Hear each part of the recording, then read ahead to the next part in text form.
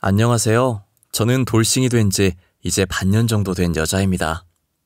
제가 이런 곳에 사연을 보내게 될 줄은 몰랐지만 이혼을 경험하게 될 줄도 몰랐네요. 저는 어렸을 때부터 금술 좋은 부모님을 보면서 행복한 결혼 생활에 대한 로망이 가득했어요.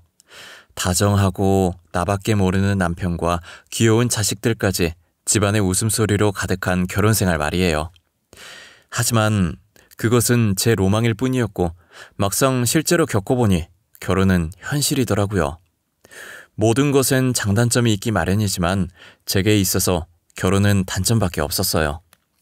제가 오늘 이렇게 사연을 보내게 된 이유는 남편과 시어머니 때문인데요.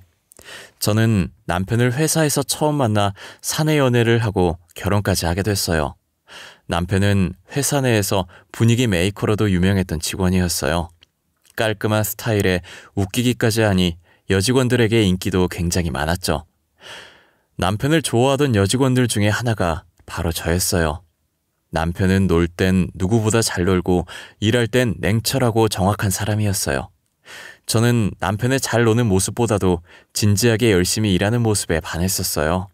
하지만 인기가 많던 남편이라 저 같은 사람에겐 관심조차 없을 것 같아서 고백도 못 해봤어요. 저보다 잘난 직원들도 남편에게 고백했다가 거절당했다는 얘기를 듣고 더 용기가 안 나는 거예요.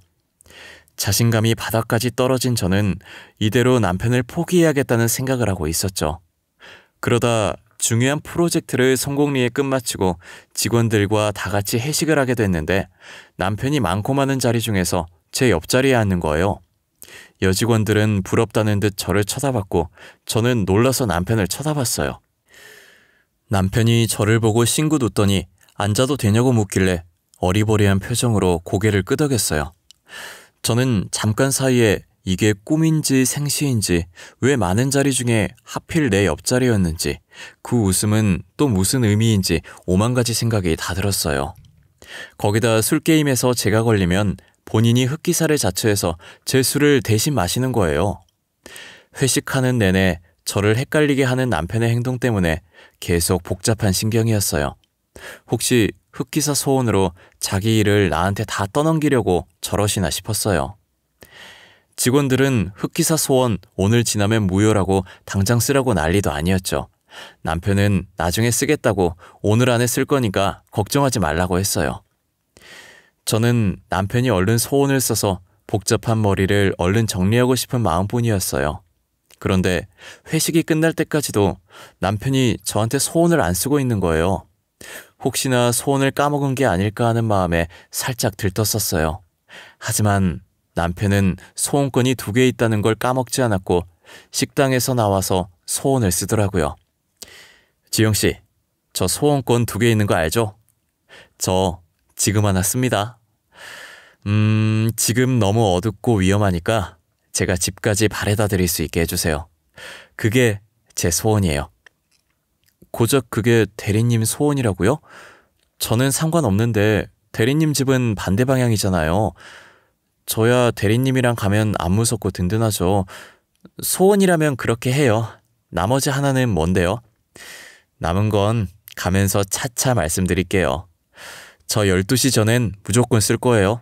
오늘 아니면 절대 못 말할 것 같은 소원이라서요. 남편은 안전하게 저를 집 앞까지 데려다 줬고 가는 내내 정말 영양가 없는 얘기만 오갔던 것 같아요. 온통 제 신경이 남편한테 가 있어서 모든 말이 영양가 없는 말들로 들렸을 수도 있겠지만요. 남편은 제 집에 도착할 때까지 남은 소원권 하나를 쓰지 않고 있는 거예요. 저는 소원권 유효기간이 얼마나 남았나 보려고 시간을 봤더니 11시 58분이더라고요. 2분만 버티면 소원권 효력이 없어지니 2분만 더 버텨보자 라는 생각을 하고 있었는데 정확히 59분이 되자 남편이 소원권을 쓰겠다고 하는 거예요. 저 소원권 하나 남은 거 알죠? 지금 59분이니까 12시 되기 전에 빠르게 말할게요. 저 지영씨 좋아해요. 제 남은 소원권은 지영씨랑 내일 데이트하는 걸로 쓰고 싶어요. 뭐라고요? 대리님 지금 뭐라고 그러셨어요? 저를 좋아하신다고요? 대리님이 저를요? 아니 왜요? 왜 저를 좋아하시는 건데요? 왜요? 혹시 제가 지영 씨를 좋아하면 안 되는 이유라도 있는 건가요? 아니면 제가 싫어서 그런 거예요? 싫으시면 이 얘긴 못 들은 걸로 해주세요. 아니요, 좋아요. 저도 대리님 좋아해요. 그러니까 그 소원권 쓰세요. 저희 내일 데이트해요. 가고 싶은 곳 있으시면 문자로 남겨주시고 데려다 주셔서 감사합니다. 저는 갑작스러운 남편의 고백에 당황했고 제 반응으로 남편이 이상한 오해할까봐 횡설수설 좋아한다고 말해버리곤 너무 민망해서 급하게 인사한 뒤 집으로 들어가 버렸어요. 빠르게 방으로 들어와 침대 위에 누우니 심장이 미친 듯이 뛰기 시작하면서 머리가 멍해지더라고요. 방금 제가 들은 그 고백이 꿈은 아닐까 싶은 마음에 볼도 꼬집어 보고 허벅지도 쳐보고 난리였어요. 아픈 게 느껴지는 걸 보니 꿈이 아니라면서 베개를 주먹으로 치고 있는데 문자 알림음이 울리더라고요. 문자의 주인공은 당연히 남편이었고 약속 장소와 함께 제게 귀여운 면이 있는지 몰랐다고 회식하느라 피곤했을 텐데 잘 자고 내일 보자는 말이 덧붙여 있었어요. 저는 뭐라고 답을 보낼까 손가락을 왔다 갔다 하고 글을 썼다 지웠다 반복하다가 결국엔 몇 줄 적었던 거 다 지우고 잘 자라는 말만 보냈어요. 연애가 처음도 아닌데 첫사랑을 시작한 것처럼 수줍고 떨리더라고요. 다음날 회사에 가서도 괜히 신경 쓰이고 남들에게 들킬까 조마조마했죠. 하지만 남편은 아무렇지도 않은지 평소와 똑같이 열심히 일을 하고 있더라고요. 저는 그날 데이트 시간만 기다리느라 일을 어떻게 했는지 기억도 안 나요. 남편은 데이트를 하면서 제게 제대로 다시 고백을 했고 저는 그 고백을 받아주었어요. 회사에 있을 땐 몰랐는데 밖에서 이렇게 따로 보니 또 다른 매력이 있더라고요. 되게 다정하고 세심하게 저를 챙기는 모습에 더 반하게 되었어요.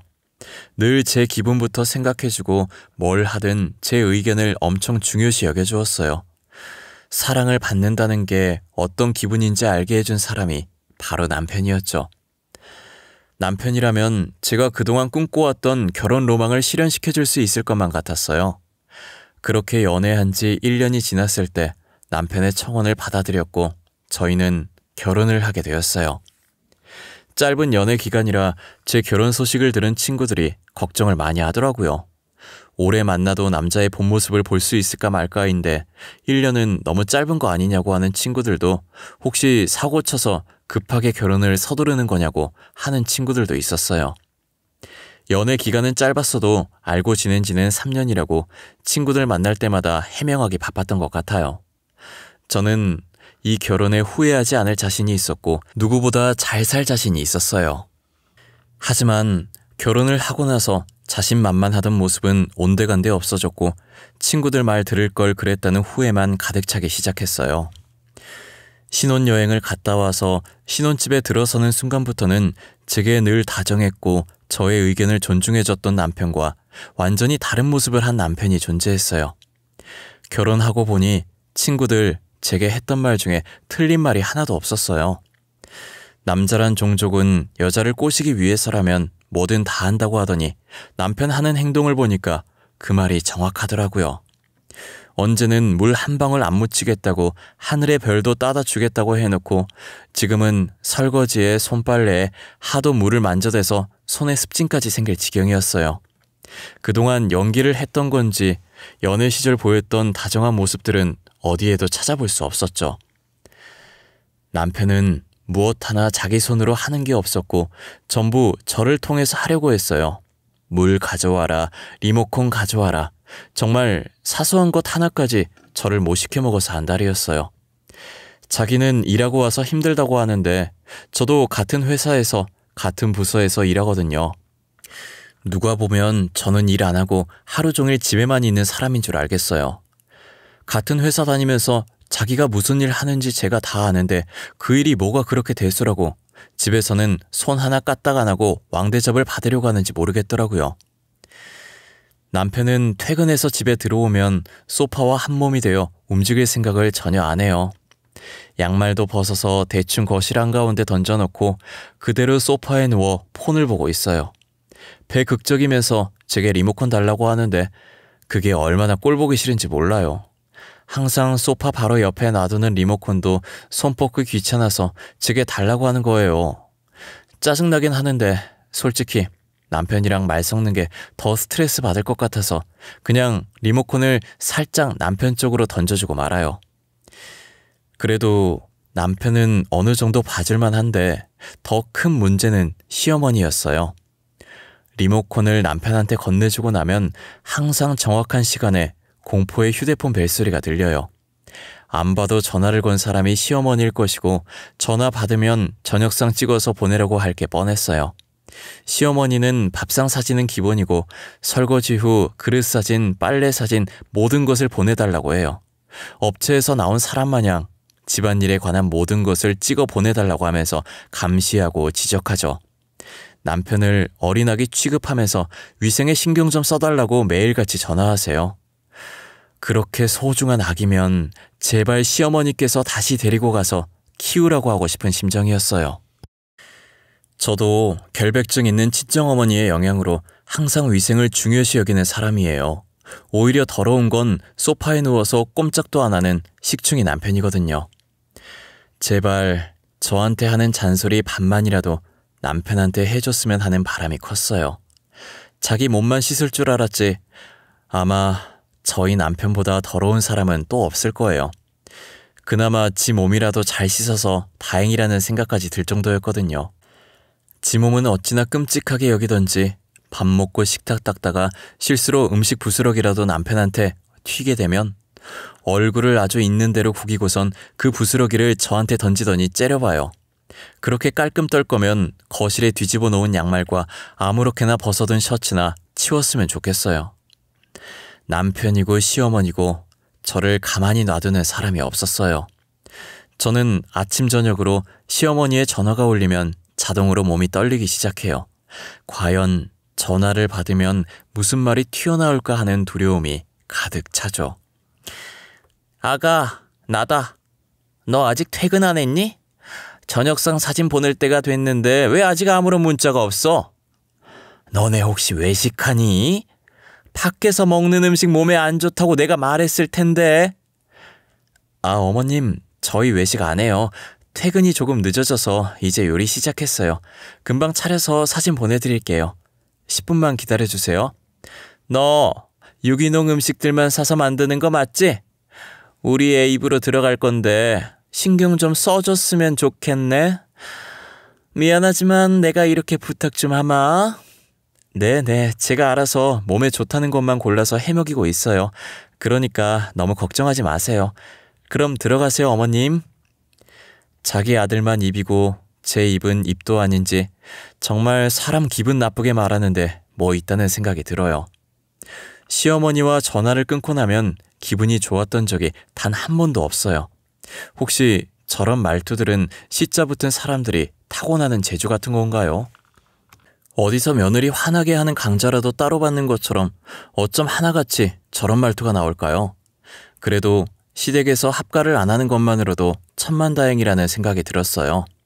합가까지 했다면 하루 종일 시어머니 옆에서 잔소리를 얼마나 들었을지 상상만 해도 스트레스 받는 게 이 생활은 그나마 만족스러운 생활이었어요.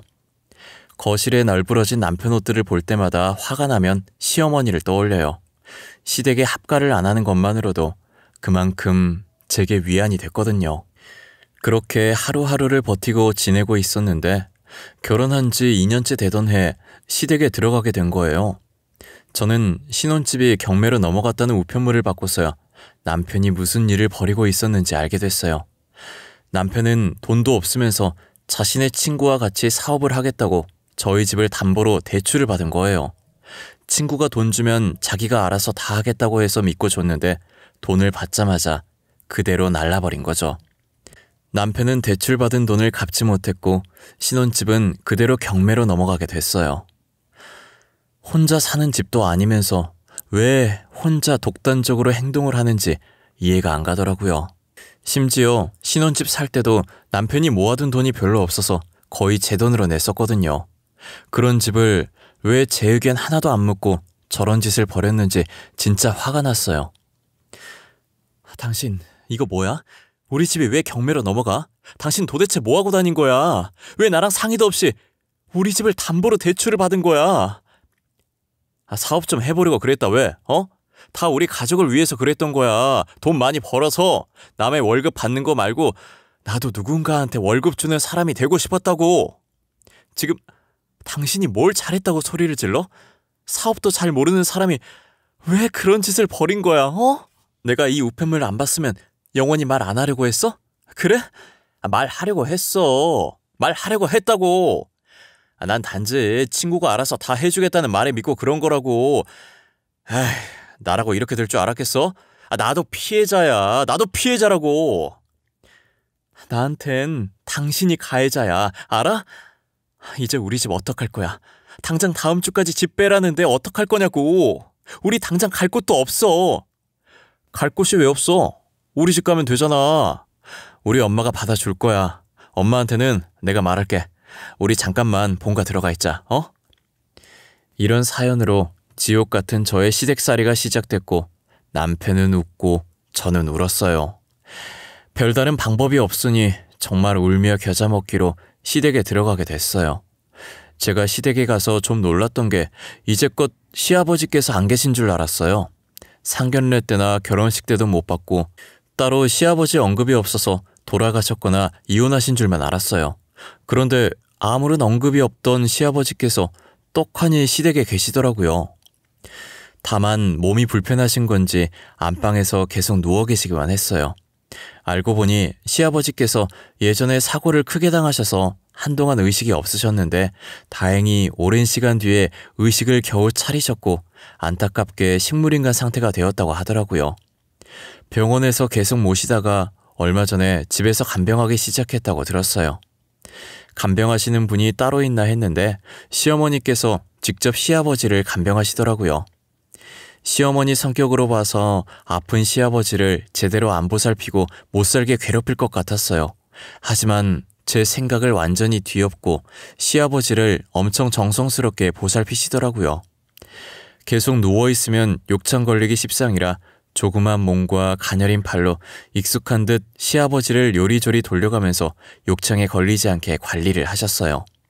그리고 수시로 물수건을 들고 와 시아버지 몸 구석구석 꼼꼼히 닦아주셨죠. 시어머니 혼자서는 힘들어 보여서 제가 도와드리겠다고 했지만 거절하시더라고요. 이제껏 몇 년간 혼자 잘해왔다고, 그리고 계속 자신이 하다가 다른 사람이 하면 익숙했던 손길이 아니라서 시아버지께서 불편해할 것이라면서요. 저는 시어머니를 다시 보게 됐고 그동안 미웠었지만 이런 면에서는 조금 존경하게 됐어요. 하지만 그건 그거고 시댁살이는 어마무시하더라고요. 집에 환자까지 있으니 집안일 가지고 잔소리를 평소보다 배로 하셨어요. 시아버지를 보니 저도 시어머니가 왜 이렇게까지 하는지 이해가 가긴 했어요. 그치만 모든 일들이 제 몫이 된 게 불만이었어요. 지금이 조선시대도 아니고 저는 여전히 손빨래를 해야 했고 청소도 청소기가 아닌 제가 직접 빗자루와 쓰레받기로 청소해요. 아마 요즘 시대에 저처럼 기계의 도움 없이 모든 것을 직접 하는 집은 또 없을 거예요. 거기다 남편은 시어머니 믿고 그러는 건지 합가를 한 뒤로 더 자기 마음대로 살기 시작했어요. 친구 만나서 늦게 오는 건 기본이었고 이젠 외박도 잦아졌어요. 술 먹고 늦게 들어오는 날이면 자고 있는 저를 깨워 라면 끓여달라는 둥, 밥 차려달라는 둥 괴롭혔죠. 알아서 끓여 먹으라고 했더니 쿵쾅거리면서 거실로 나가서는 라면을 봉지째로 들고 와 제 면전에 던지면서 끓이라고 발악을 하더라고요. 제가 반응을 안 하면 자기 무시하냐고 화장대에 있는 물건들을 바닥에 집어던지곤 했어요. 한번 해주는 버릇이 들면 계속 해줘야 해서 저는 끝까지 끓여주지 않고 버텼어요.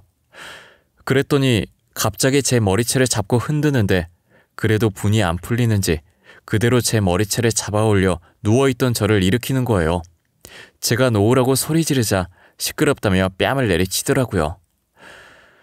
이런 대우를 받으면서까지 살아야 하나 싶어서 있는 힘껏 남편을 밀었고 저는 방 안에 있던 모든 물건을 바닥에 던졌어요. 그리고 침대 위에 있던 라면을 똑같이 남편 면전에 던지고 거실도 개판으로 만들고 친정으로 도망왔어요. 부모님이 걱정할까봐 아무 말도 못하고 날이 밝는 대로 이혼을 하겠다는 마음을 먹었어요. 이왕 이혼하기로 마음먹은 거 남편에게 하고 싶었던 얘기를 문자로 싹 다 했어요. 남편의 행실과 시어머니의 시집살이 때문에 이혼하겠다고요. 다음 날 제가 간만에 단잠을 자고 있었는데 남편이 친정으로 찾아와서 용서를 빌더라고요. 자존심도 센 사람이 무릎까지 꿇고 그러고 있으니 마음이 약해져서 다시 집으로 돌아갔어요. 남편은 집에 와서도 계속 미안하다고 했고 시어머니도 옆에서 미안하다고 했죠. 여보, 그동안 내가 잘못했어. 나 당신 그렇게 나가고 진짜 반성 많이 했어. 그러니까 이혼하자고는 하지 마. 당신 없으면 못 산단 말이야. 아가, 나도 미안했다.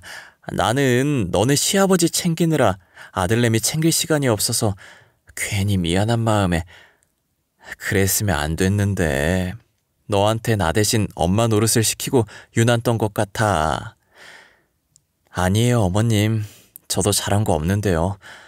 집안 다 어질러 놓고 친정으로 도망간 게 며느리로서 잘한 일은 아니죠. 정말 죄송합니다. 저는 진심으로 사과하는 시어머니와 남편의 모습에 용서를 해주기로 했어요. 그리고 남편에게 집안일을 도와주겠다는 약속을 받아냈어요. 하지만 인간은 쉽게 변하지 않는다는 어른들의 말이 있잖아요. 인간이 변하면 그건 죽을 때가 다 된 거라는 말처럼 남편은 살 날이 한참 남아서 그런지 저와 약속한 지 얼마 지나지 않아서 다시 본성을 드러내기 시작했어요. 시어머니께서는 정말 반성을 하신 건지 더 이상 제게 잔소리를 하지 않으셨어요. 남편은 딱 3일 잘해주더니 다시 본래의 모습으로 돌아가 술 먹고 외박하고 행패를 부리더라고요. 시어머니께서 남편을 한심하게 보고 한 소리 하지만 통하지 않았어요. 저도 이제 오기가 생겨서 내 손으로 이 인간을 고쳐보자는 생각이 들었어요. 남편과 똑같이 매일같이 친구와 약속을 잡고 늦게 오고 외박을 했어요. 시어머니께는 제가 일부러 이러시는 걸 알고 계셔서 늦게 오거나 외박해도 별 말씀 하지 않으셨어요. 저는 누가 이기나 한번 해보자 싶었고 집에 들어가는 날보다 외박하는 날이 더 많았어요. 그랬더니 아예 저를 바람난 사람 취급을 하더라고요. 너 지금 뭐 하는 짓이야? 혹시 나 몰래 다른 남자 만나고 있냐? 그래서 매일 외박하는 거냐고. 솔직히 말해. 너 다른 남자 있는 거지? 고작 생각한다는 게 그런 쪽이야? 내가 진짜 바람이라도 펴졌으면 하는 건 아니고? 그래야 당신이 피해자고 내가 가해자니까 그런 이유라도 있어야 나한테 화낼 수 있어서. 이게 진짜 돌았나? 너 어떻게 됐어? 뭐 잘못 먹은 거냐? 아님 머리라도 다친 거야? 정신이 가출하지 않은 이상 네가 이렇게 나한테 덤빌 수가 없지. 그래서 또 나 때리게? 당신은 때리는 것 말고 할 수 있는 게 아무것도 없나 봐. 당신 같은 사람이 제일 한심한 게 뭔지 알아? 꼭 자기보다 약한 사람만 골라서 폭력을 행사한다는 거야. 이게 진짜. 야, 너 오늘 내 손에 죽고 싶냐? 아주 죽고 싶어서 환장했지? 남편은 또다시 제 머리채를 잡은 상태로 뺨을 때리기 시작했어요. 정신이 아찔해진 찰나에 갑자기 점점 아랫배가 땡기는 느낌이 들기 시작하면서 통증이 느껴지더라고요. 저는 갑자기 느껴지는 통증에 놀라서 손으로 배를 움켜쥐었어요. 그러다 곧이어 밑에서 따뜻한 무언가가 흐르는 게 느껴지기 시작하는 거예요. 남편은 당황한 듯 뺨을 때리던 손을 멈췄고 저는 그대로 기절을 했던 것 같아요. 눈을 떠보니 흰 천장이 저를 반겼고 제가 눈을 뜸과 동시에 시어머니의 목소리가 들리더라고요. 그리고 시어머니 옆에는 형사 두 분이 함께 계셨어요. 아가, 정신이 드니? 여기가 어딘 줄 알겠어? 여기 병원이야. 아이고, 이걸 어쩌든 그래. 뱃속에 우리 손주가 있는 줄도 모르고. 손주라니, 그게 무슨 말씀이세요, 어머니? 알아듣게 말씀 좀 해주세요. 제가 그리고 병원에 왜 어머님 옆에 형사님들은 또 뭐고요? 네 뱃속에 우리 핏줄이 있었다더라. 그런데 유산해서 아까 수술했어. 그리고 형사님들은 내가 불렀어. 우리 아들 신고하려고. 너가 당했던 거 이 사람들한테 말하면 돼. 제 뱃속에 아기가 있었다고요? 아니야, 아닐 거예요. 저 입덧도 없었고 아무런 징후도 없었는데 무슨 어머님께서 착각하신 걸 거예요. 아가, 내가 미안하다. 내가 이렇게 대신 사과하마. 정말 미안하다. 우리 아들이지만 나도 도저히 참을 수가 없구나. 시어머니의 말에 의하면 제 뱃속엔 빛을 보지도 못한, 아니 엄마인 제가 알아보지도 못한 아이가 있었고 남편으로 인해 소중한 제 아이를 잃고 말았다는 거예요. 저는 상황을 인지한 후 이불을 손으로 움켜쥐고 몸을 부들거리며 소리를 질렀어요. 그래도 분이 풀리지 않아 침대의 협탑에 있던 화분을 벽에다 던져버렸어요. 시어머니는 저를 안고 미안하다고 진정하라고 등을 토닥거리셨죠. 시어머니께서도 자신이 배 아파 낳은 아들이지만 이번 일은 같은 여자로서 참을 수 없으셨고 본인이 직접 자신의 아들이 한 짓을 경찰에 신고를 한 거였어요. 솔직히 엄마로서 자식을 신고한다는 일이 쉬운 일은 아니잖아요. 저는 시어머니께 너무 감사하기도 하면서 죄송했고 시어머니는 제가 잘 진술할 수 있게 옆에서 증언을 해주셨어요. 저는 시어머니 덕분에 이제껏 남편에게 당해왔던 짓들을 모두 형사분께 진술했고 형사분은 제가 진술한 토대로 진술서를 작성한 후 남편의 영장을 발부했어요. 그러나 남편은 본인이 저지른 짓들을 자수를 하러 이미 경찰서에 가 있더라고요. 본인이 직접 본인 손으로 아이를 떠나보낸 죄책감이 아무래도 큰 듯 싶었어요. 남편은 모든 죄를 자수했고 잘못을 인정했어요. 남편이 모든 것을 인정함으로써 빠르게 재판이 진행되었고 이혼까지 할 수 있게 되었어요. 결국 남편은 임신한 저의 뺨을 때리고 아이를 유산하게 만든 죄로 징역을 피할 수 없었어요. 재판이 끝나고 남편은 제게 죽을 때까지 이 일 잊지 않고 저와 태어나지 못한 아이에게 늘 미안한 마음 안고 살겠다고 울면서 이야기하더라고요. 그게 저와 남편의 마지막 모습이었어요. 제가 재판장을 나가기 전 시어머니께서 제 손을 붙잡았어요. 아가, 그동안 우리가 했던 일들은 다 잊고 새 출발하렴. 우리는 절대 잊지 않으마. 항상 사죄하는 마음으로 살 테니 너는 꼭 행복해져야 한다. 어머님, 제가 행복해질 수 있을지 모르겠어요. 아이도 못 지킨 제가 어떻게 행복해져요. 저는 새 출발할 자신이 없어요. 우리 애기한테 너무 미안해서. 그 죄는 우리가 다 안고 가마. 그러니까 넌 꼭 행복해져. 응? 절대 이건 네 잘못이 아니야. 우리 잘못이지. 시어머니께서는 다 자신들의 잘못이라며 제게 죄책감 가지지 말고 새 출발을 하라며 다독여 주었어요. 저는 새 출발을 할 수 있을지도 모르겠고 솔직히 새 출발한다고 해서 행복해질 수 있을지 모르겠어요. 뱃속에 자기 애가 있는지도 몰랐던 저인데 어떻게 행복하게 지낼 수 있겠어요. 저는 아직도 가끔 꿈에서 갓 태어난 애기 우는 소리가 들려요. 제 아이의 울음소리를 한 번도 들어본 적 없지만 꿈속에서 우는 아이가 꼭 제 아이인 것만 같았어요. 자신을 잊지 말라고 하는 건지 아니면 저를 원망해서 그런 건지 계속 꿈에 나오더라고요. 한동안은 아이 잃은 충격에 일도 손에 잡히지 않아서 회사도 그만뒀었어요. 저희가 사내 연애를 해서 결혼을 했던지라 저희 부부를 모르는 직원들이 없었고 안 그래도 소문 빠른 회사에 저희 이혼 소식은 다른 소문들보다 빠르게 퍼졌죠. 어차피 일도 손에 안 잡히는데 소문을 핑계 삼아 퇴사를 결정하게 됐어요. 반년이 지난 지금은 나름대로 안정을 많이 되찾았고 아이 꿈을 꾸는 횟수도 줄어들었어요. 새 출발할 자신도 용기도 나지 않아 집에서 누워만 있었는데 이렇게 있다간 정말 죽을 것 같더라고요. 그래서 뭐라도 해보려고 시댁에서 받은 위자료와 퇴직금으로 정말 조그만 공방을 하나 차렸어요. 평소에 액세서리를 좋아했던 저라 액세서리 공방을 만들어서 일주일에 한 번 클래스를 열었어요. 클래스를 통해 여러 사람을 만나다 보니 저도 그분들의 기운을 받고 힘을 낼 수 있겠더라고요.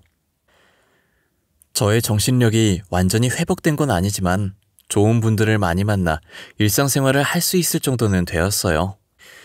그래도 가끔씩 불쑥불쑥 아픈 기억들이 떠오르곤 했지만 예전만큼 힘들진 않답니다. 저는 그것만으로도 만족하고 살려고 합니다. 완전히 잊는 것도 저희 아이에게 미안한 일이니까요. 제 이야기는 여기서 마쳐볼까 해요. 여러분들도 저와 같은 아픈 과거 있으시다면 훌훌 털고 일어나셨으면 좋겠어요. 경험을 해보니 계속 가지고 있어봤자 좋을 건 하나도 없더라고요. 그러니 좋은 기억은 오래 간직하고 아픈 기억은 빨리 잊으셨으면 좋겠어요.